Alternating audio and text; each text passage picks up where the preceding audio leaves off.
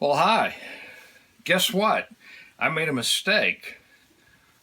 Well, if you're 70 years old, you've made a few in your lifetime too. I loaded up some wonderful 6.5 Creedmoor rounds, only I used the wrong primer. So now I have to take these apart.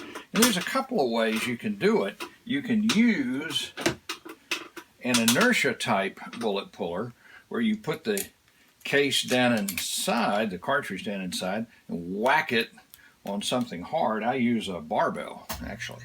Works well. I don't lift them, I just beat, okay. And what happens though is then you have to take it apart and you have to take the case out and put the case aside. And then you've got your little gripper, you have to set it aside. And then, because you've got this thing full of powder and a bullet, you have to very carefully let the powder get back in here without dropping the bullet down into your can of, well, you see it. And then you got to put it back together to use again.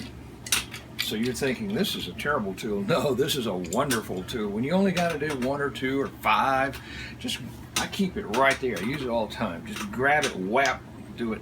When you're setting up dies, you frequently will overdo something and you need to take it apart and start over. Right here, to the rescue. But on the other hand, if you've got a lot of them to do, and I've got 60 to do, you want to use a more production type of thing. And here's the way this one works. You run the bullet up inside of this collet, and you turn the threaded puller that pulls the collet up inside and grabs the bullet and pull the case away, leaving the bullet behind. So now you very easily got your case full of powder. You dump your powder in there, and then you stick it over here, and I don't know, the air conditioner's running, you might not hear it. There. You knock out the primer. And don't bother to even try to salvage a primer. Trust me on that. Do not. Yes, it will fire, more than likely, but it will be erratic and you'll have patterns, not groups, as a result. You probably are picking up on why I'm, okay, yeah, never mind. Anyway, how's this thing work? Well, besides saying the obvious, it works very well. Well, I didn't even show you that. There's the bullet. Pristine, perfect, not a mark on it. This thing grips it like a mother grabs a baby. I mean, it's just, and here's what's inside. There's this threaded puller, I'll call it, and what it's doing is it's pulling this collet. And this is the downside to this thing. You've got to have a collet for each size of bullet. So here's a 6.5 millimeter collet. In addition, if you've got a 223, you'll have to have a 22 collet. Now the nice thing is that 22 collet would also work for a 22 250, a 222, 220 Swift, etc. So you would need like a 22 caliber, 6 millimeter caliber, 25, 6.5, 27, 7 millimeter, etc. If you have those cartridges, you'll have to have one of these, and they're about, by the time you pay tax or shipping, they're $12, $13, something like that. But you can use the same body over and over and over. But if you're into a production situation here where you've got a lot of these, then this is the way to go. And I'll demonstrate it one more time. We take our loaded round, has an incorrect primer. You run it up, and it's the mouth of the case is actually hitting the face of the collet. Just the bullet's going up inside. Tighten it down and pull it, and then take your powder. Can you see it there? And the powder drops down into the case.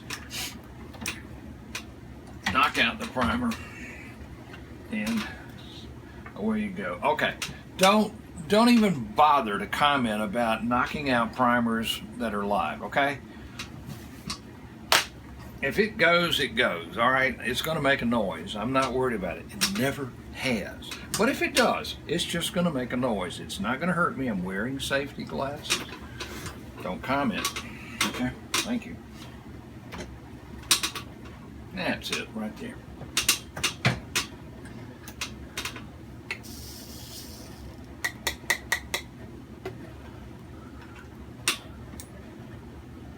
Bang! Okay, in the interest of science, we have a case here where we have removed the bullet and the powder, and now we're going to knock out the primer using this lead decapping die. I've removed the little bottle that catches everything down here, so the primer will just go straight through. What I want to demonstrate is what will happen, get it up in there, if you slam it down instead of easing them out the way I was. Ready?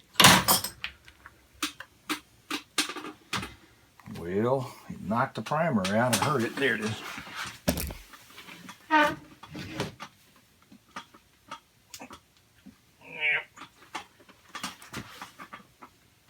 Slippery little booger. Okay. There for your inspection is the primer. And if you notice, on the other side, it's not bulged or anything. Now there is what you think may be a flaw or defect, but if you realize this is a CCI bench rest primer, and they have a little tiny B stamped on there, which is what that is. But it's not bulged and it did not go off. And before I shot this video, I tried this 5 times. Now, I don't plan to do that each time, but I think it pretty well serves to show you that you can decap these live primers without any fear. One more thing about this, as much as I love the Forster coax press and extol its virtues, you know how much I love this press. It doesn't work with these conventional collet type bullet pullers because the die is free to turn inside the groove that holds the retaining nut. I'm lost here, but you know, so the whole thing would just, if it's not locked down tight, then when you try to turn it, instead of this thing's threading up, it would just simply rotate the entire die assembly. Now, Forster has one that will work with it, and I'm sure it's like their other products, it's excellent. But if you have one from RCBS, it won't, or who else? I'm not sure. Now, Hornady makes one, come to think of it, that uses a lever to, it cams over to pull the collet up inside the taper, and that one very well could work right here. I don't know, but it might. But I suspect that, you know, you're going to want to use a conventional press. That's one of the few things that press doesn't just beat everybody else on. But fair is fair. I told you. Oh boy, it'll decap though. Love it. Yeah, I got this thing set up right now. Watch it just go through one cycle, and let's time it. Oops. Let's remove the other bullet first. Okay, let's time it. Go up, lock, down, pour,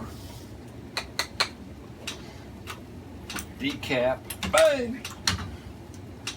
Set the brass aside and remove the bullet. Done. So it doesn't take long. And I've already done now 45. So we got 25 to go. 35, I've done 35, I'm sorry, 35, and I have 25 to go. After I demonstrated that the primer won't ignite when you hit it, removing it, it occurred to me that it might be fun to try to put one in there upside down so that the normal striking surface of the primer is on the inside instead of the outside. So, see if we can see this. You see these? Here we go. So you have a normal primer here, and then the one I just did, which is the primer upside down. I'll be honest, I'm not sure what's going to, well, I do. I think it's going to go off because the decapping pin's going to hit it from the inside just like a firing pin would. And just to be safe, I've removed the little catcher bottle. And I think this one will go off. You ready? Well, I guess it's just harder to set one off than you would think. Now that one, oh, here it is. Ooh. Yeah, now that one has a substantial, dent. It has a substantial dent up there in the face of it. But it's like a light primer strike on a gun. It takes a pretty good bit to set one of those things off. Science marches on. For those of you who have been wondering, in case you don't know, this particular green press I'm using here is the Redding Ultramag, and it's a great press. I bought it years ago when I started shooting black powder cartridge rifles, and that great 4.5 or 4 3/4 inch throat there allows you to get those long black powder cartridges in there and those 500 grain bullets that stick out so far, they all fit in there. This is the Redding Ultramag. You got the typical priming deal and so forth. And what I also like about it is it expels primers down through the center of the ram, and they're captured in this tube down underneath, and it'll hold about, I don't know, 1 million. But it's open in front. It's big and solid, and a lot of things are really easier to do on it than some other presses, like getting your hand in there to catch that, because it's, I don't know, I don't think it really matters that much. But anyway, that's what it is. Ready? Thank you, folks.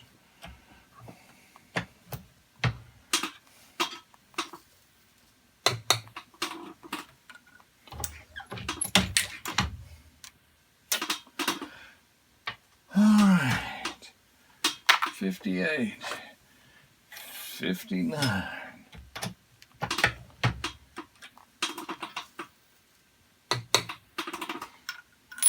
This is the penultimate case. How many of you use that word incorrectly, like I did forever and ever? Penultimate does not mean like the most ultimate. It means the next to the last.